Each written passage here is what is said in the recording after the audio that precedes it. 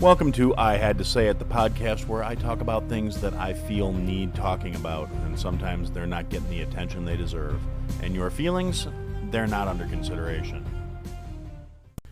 Hey everybody, welcome to another episode of I Had to Say It. We're going to be playing around with the new format a little bit like we did in the last episode, so if you got any thoughts on the matter or any suggestions or anything else, please feel free to reach out to me. So we're going to do a few segments to get into the new format thing I'm looking at. And we're going to start out in this first part, just touch real briefly. The holidays are coming up. It's the week of Thanksgiving here in the States. Looking into a few days away, we've got Turkey Day. And like everything else this year, the holiday is being flavored by the COVID. And it's regrettable. It really is. And there are a lot of people that are not really appreciating all these overreaches and oversteps by our local and state governments that are basically telling them they can't be around their families, they can't spend time together. And as often as not, if you look at the legal phrasing on the way these things are coached, it's not a law. It's not a regulation that's being put into place in a legal manner. It's recommended or it's suggested or it's being done by a process of gubernatorial decree that is completely bypassing the judicial process. And these things that are supposedly being put in place are not laws by technical definition. But that's a whole different conversation. And realistically, there's a whole lot of hypocrisy involved in these things, because if you can still go out to the store to go to one of the big box superstores and buy whatever the hell you want and be surrounded by morons that are hoarding toilet paper and running around panicking because a respiratory disease, apparently you can't have toilet paper or baby wipes. And I don't understand how we're running out of things at this point, because every store I've gone into in the last 3 months has had limit one per customer on all of that stuff. Running out of things like bleach makes a hell of a lot more sense than running out of toilet paper, but it's still happening. People are still being stupid. Everyone else is getting fed up with it. Everybody's sick of the virus, and I'm not one of the people that's not taking it seriously. I know it's real. I'm not that tinfoil in my hat. I know it exists. I know it's a horrible thing for a lot of people.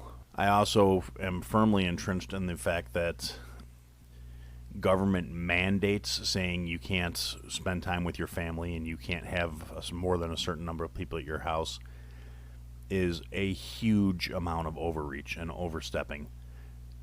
The decision to do what is best for your family should be a matter of common sense. Wear your stupid mask when you're out in public. If you feel sick, if you are showing symptoms, if you are symptomatic, stay the hell away from people. If you are showing severe symptoms, go to the hospital. Don't go to the hospital. Don't wait in line to get tested if you are showing no symptoms unless you've been in contact with somebody. It's really not complicated. We've got hypochondriacs out there bogging the system down and making shit worse, artificially inflating numbers, artificially inflating the test counts, slowing down the system because you just want to get tested just because. Not only is that stupid, it's selfish. And realistically, it's just asinine to be doing it. You're not accomplishing anything. You're not helping things. You're part of the problem. We can't even get accurate numbers because there are people going out there and getting tested multiple times in a week because they heard that if they tested negative on Tuesday, they could test positive on Friday. And that's true. And if you're completely asymptomatic and you don't have to get tested for your job or and you're just paranoid, stay your ass at home.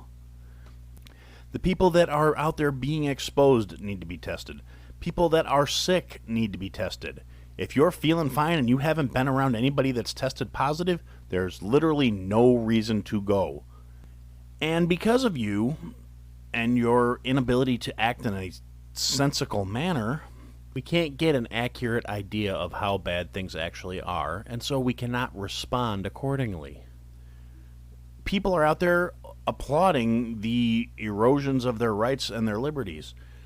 And it's really sad that people are out here, and I'm not one for conspiracies and things like that, but I am a fan of common sense. And If you can't follow common sense on your own and realize if you're sick, you need to stay away from people. If you're not sick, you don't need to be getting tested every 3 days.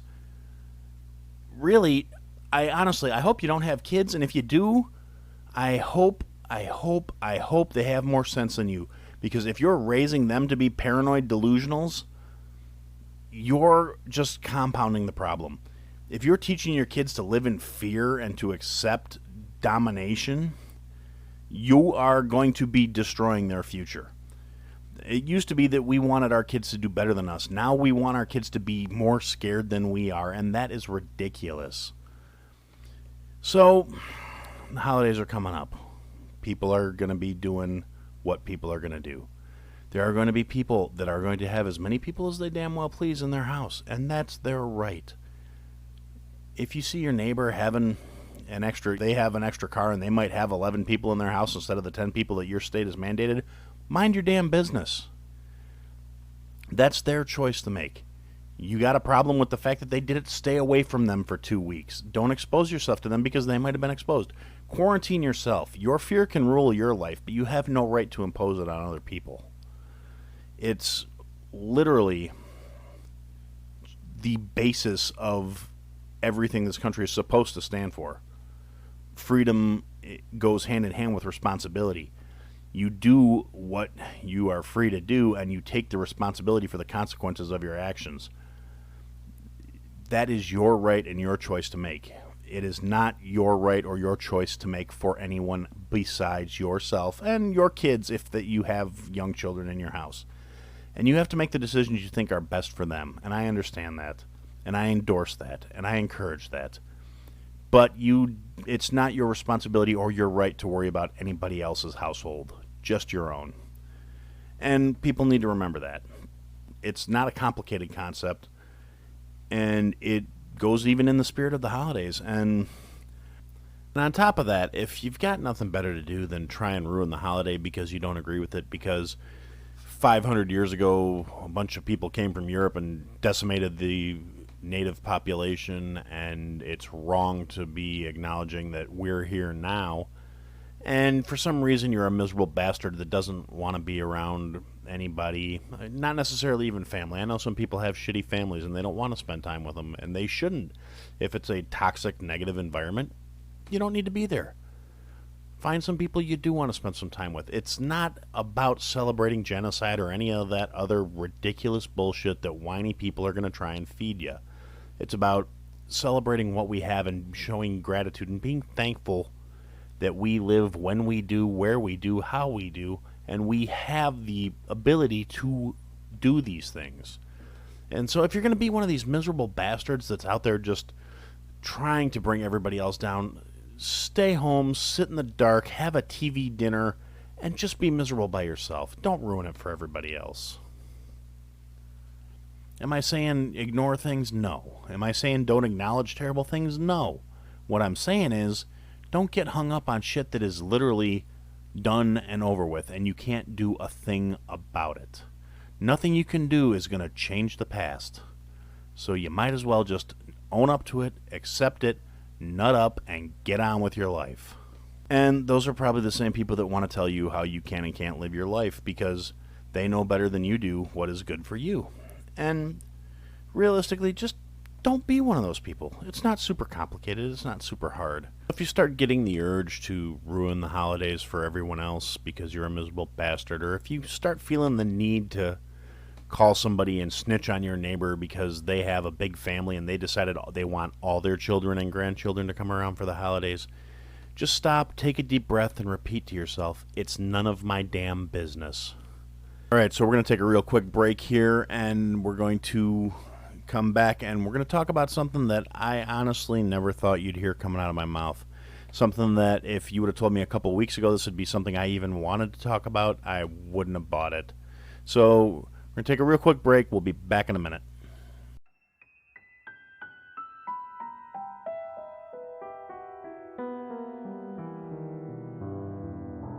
Hi, and welcome to The Jury Room, a true crime podcast. My name is Kevin, and I will be your host on this journey. We will be covering some of the most heinous, some of the most unthinkable and some of the most monstrous crimes to ever be committed against humanity. We will be covering cannibalistic serial killers, decades-old unsolved mysteries, cold cases, and missing person cases. The Jury Room podcast is available on most major podcasting platforms. Please make sure you leave a review. Thanks for listening. Now back to your host. I had to say it. All right, welcome back. Now that that's out of the way, I want to talk about something that ties into the promo you just heard. I have been listening to a whole lot of podcasts recently, and I've mentioned it in a couple other episodes, and I've given some recommendations. And I've found myself through the interactions I've had with other podcasters through social media and stuff like that, I've found myself actually getting into something I really never thought I would. And it got me thinking about the entire genre of true crime stuff. I've never, ever really been my particular cup of tea. And I've recommended a couple of the podcasts in the past that were true crime podcasts, and I've actually started listening to more of them because I find when it's one that's done by somebody who's actually interested in the subject and it's something it's like anything else. If somebody's passionate about what they're talking about, it's a lot easier to get drawn in, and it's a lot easier to be interested in it. Because in my mind, for years, true crime has always conjured up images of like unsolved mysteries and forensic files and all these clinical, depressing-ass television programs that I watched when I was younger because I didn't have any say over what was on the television because I was young. Or as I was older and I didn't have any say over what was on the television because I'm married and I want to be happy, so I just shut up. Like I said, never really been my cup of tea. I never got super interested in looking at the forensic cases and hearing about all the rotten, horrible shit that people were doing to each other in this world. So I never thought this would be something I'd be like, you know what, this is actually a really interesting subject matter. And it turns out it can be, and it can be done. I mean, it's a dark, serious-ass topic, and it can be really depressing. And I actually know for a fact so there's a couple people that have done these true crime podcasts, and it can get emotionally draining because you're looking into some really horrible shit. And there's information out there. I mean, nowadays we have the internet. There's public data available on damn near everything. Cold cases going way back. I saw a meme the other day, made me laugh. It was talking about a crime, and it said, "Oh, don't worry, we'll just wait for a true crime podcast to figure it out for us." And I laughed a little bit because if you look at the way some of these people dig into these cases, it's surprising as hell, particularly if it's an unsolved crime case, and there's all this data there to be looked at, and it's probably not unheard of. I haven't really looked into it deeply myself. It's like I said, I find it interesting. For me, it's more about enjoying listening people doing something they like, but I like it when it's done well. It's always nice when there's good production values and people have done their homework and done their research so they're knowledgeable about what it is they're talking about, as opposed to me who's working with an outline and flying off the cuff 90% of the time. You know, people put a lot of genuine work into these true crime scenarios because it's a subject that merits a lot of work. And that doesn't mean you have to be super duper serious about it. I mean, yeah, it's a serious subject, and a lot of these crimes are horrible ass things. I mean, just some of them are gory, some of them are just because they're perpetrated against children or people that, I mean, there's really not a lot of good crime by definition. Let's be honest, it's freaking crime, you know? It is by definition generally bad stuff. I mean, there are crimes that could be construed as good things too, and that's a matter for the philosophers and the debaters. I'm not here to be either one of those today, so. But from a perspective of looking at the facts, I've really started getting into these programs, and the way different hosts look, even I've actually found a couple of different scenarios where different shows were talking about the same crimes, but they're talking about it from their perspective. and the research and the data is filtered through their perceptions and their knowledge and their backgrounds, and you can get a completely different take on the same story just depending on who's telling it, which is something we all know. That's how things work in the world. I mean, that's just the nature of the beast. It's like when we were kids and you'd play telephone, and the message that got spoken by the last person was never the same as the message that got spoken by the first person, because everything changes a little bit based on the telling. So I've gotten into all these, true crime podcasts, and like I said, I've been listening to a lot of podcasts. And when I say a lot, I mean like an inordinate amount, because I've had a lot of time on my hands, and I've been trying to keep busy. But while I'm doing all these other things to keep busy, I like background noise. I like music playing. But I've started listening to all these shows, and it's like I found generally if something new gets referred to me, I'll listen to one episode and kind of go from there. If that one episode didn't really floor me, there's a really good chance, because I've got such a backlog of stuff I want to listen to now. If you don't floor me on one episode, or if I can't handle your speaking voice or your timbre, or if you've got really crummy production value, I'm not going to keep listening. It's just, I've got so much stuff I want to check out, and I don't know, maybe it's because I'm getting old and I'm feeling mortality's icy grasp or something like that, but it's like I'm not going to invest a whole bunch of my time in something that's not grabbing my attention. But I've also found a whole bunch of programs that have, in some cases, been doing their show for a couple of years, and there are, in some cases, 3, 4, 5 seasons worth of material that I want to go back and check out now because I got into it and I got hooked. But I also want to keep broadening my horizon, and I want to better what I'm doing, so I want to get as much input of other people's stuff as possible so I can kind of learn from other people's successes and failures, which is why I'll still listen to a show all the way to the end, even if it's not being done well. I mean, sometimes you'll get somebody doing great research and have a great background, and just something about their voice may not set right with you.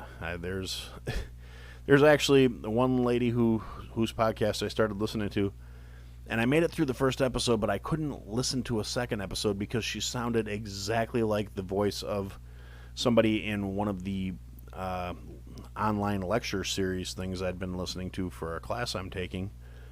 And just a little tiny hint of an accent, and the way certain words are pronounced just goes right through me like a hot knife through butter, and I can't listen to her talk for more than 5 or 10 minutes without wanting to just turn it off and walk away.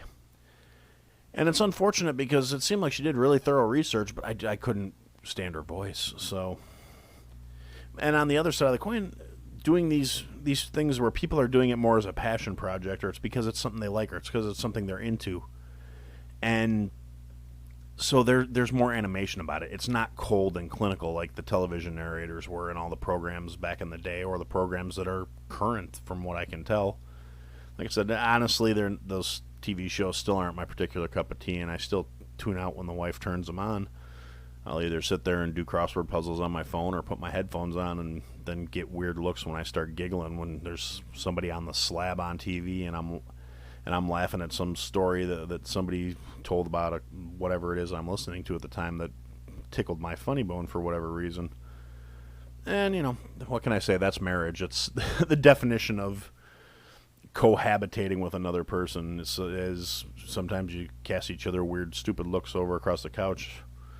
I'm pretty sure there's at least 1 or 2 times a week where my wife's looking at me going, I could put the pillow over your face and tell everybody your breathing mask failed. And I don't think anybody'd question it too hard. But what can I say? At the end of the day, I know she loves me.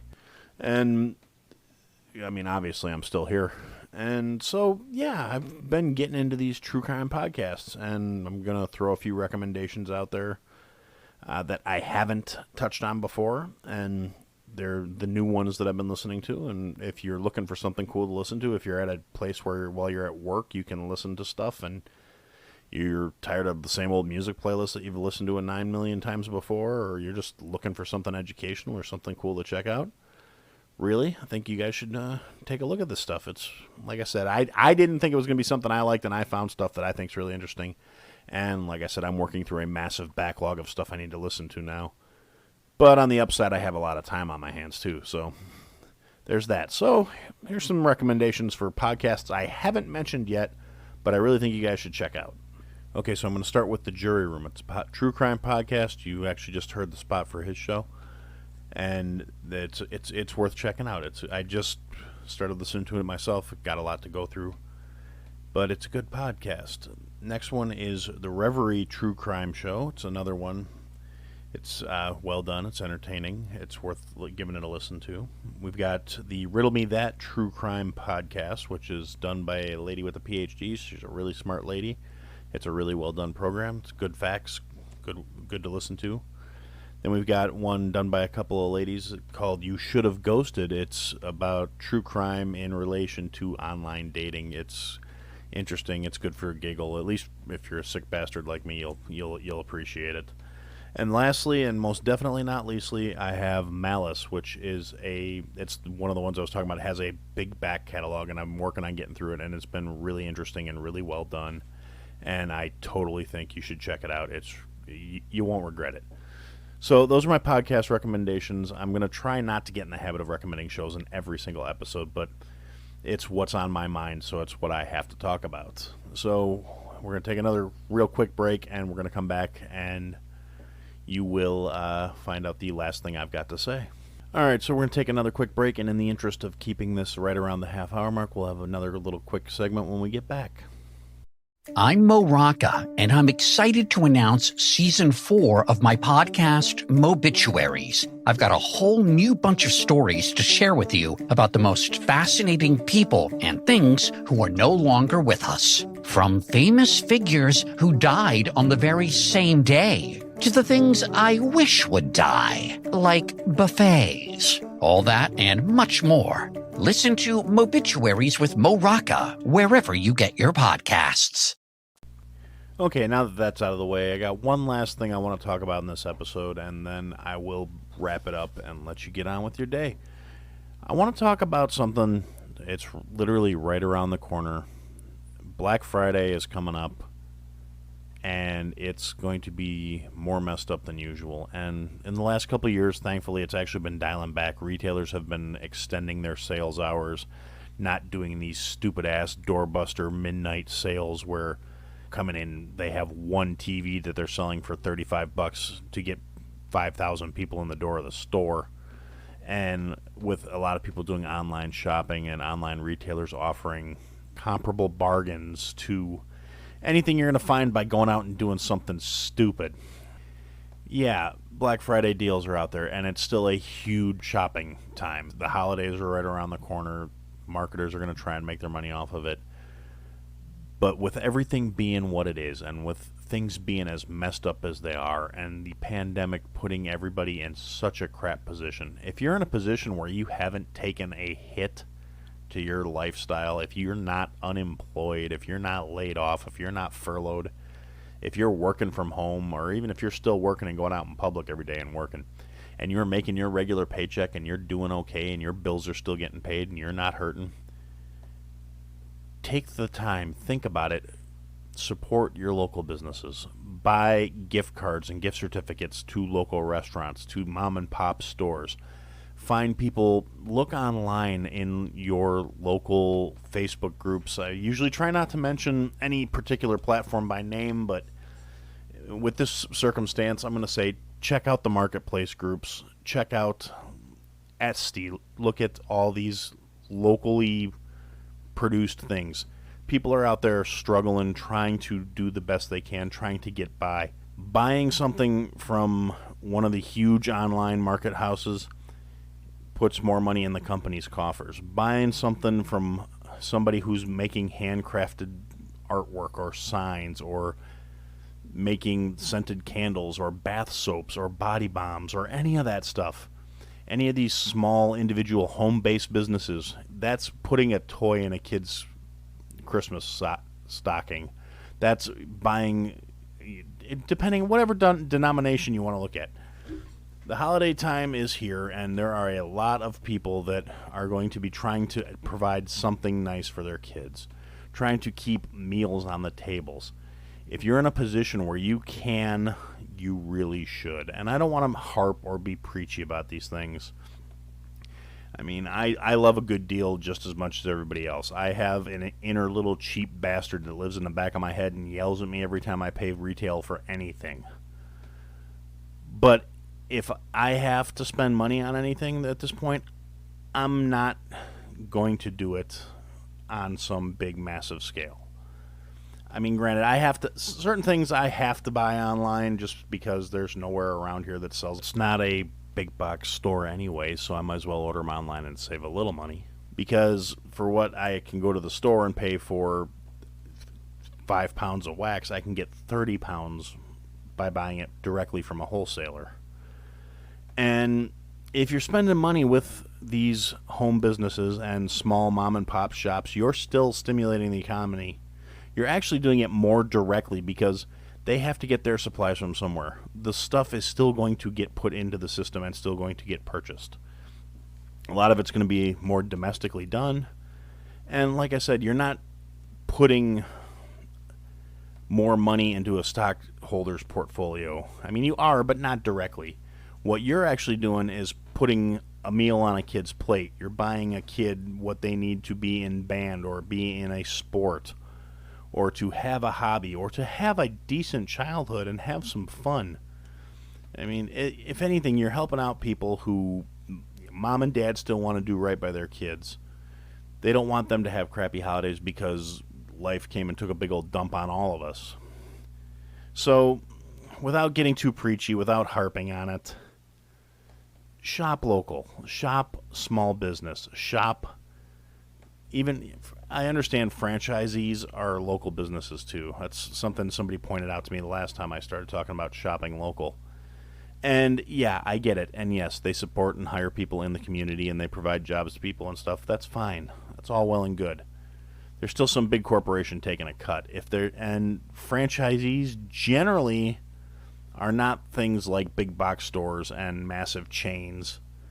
And on top of that, if you're getting something that's handmade by some home business, chances are it's going to be more personal. It's going to probably be better made because people tend to take a certain amount of pride when it's something like that as opposed to something that's getting churned out by a factory. Yeah, factories may be a little more consistent and a little more regular, but it's not going to have that same investment behind it because it's somebody punching a clock and probably working in some third world country making what there is a decent living and what here would be considered poverty.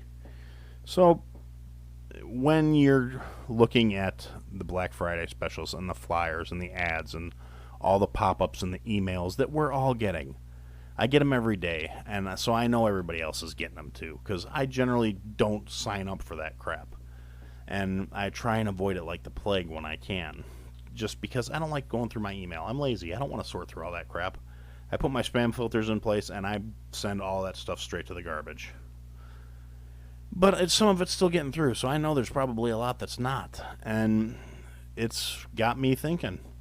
And I'm really not in a position to be doing too much for anybody personally, but I'm going to do my damnedest to see that what I do spend is done as close to home as possible. And I can't do much other than providing for my family, but within the realm of what I can do, I'm going to. And I really think that's something we all need to do these days. Again, I'm not trying to be preachy, I'm not trying to be pushy, but it's something, it's a little thing. If we all just do it, it doesn't even have to be everything. If you really got your heart set on going out and buying a TV or something for the holidays, or if you need a new TV, if your TV dies, yeah, by all means, get the best price you can for that big-ass thing that you cannot get from somebody. There's nobody making homemade LCDs. There's not. Let's be realistic.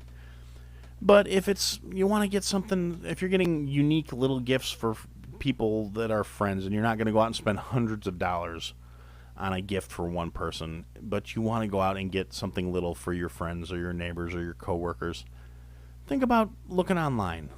There's no shortage of ways to find people that are trying to sell stuff to help better their situation right now.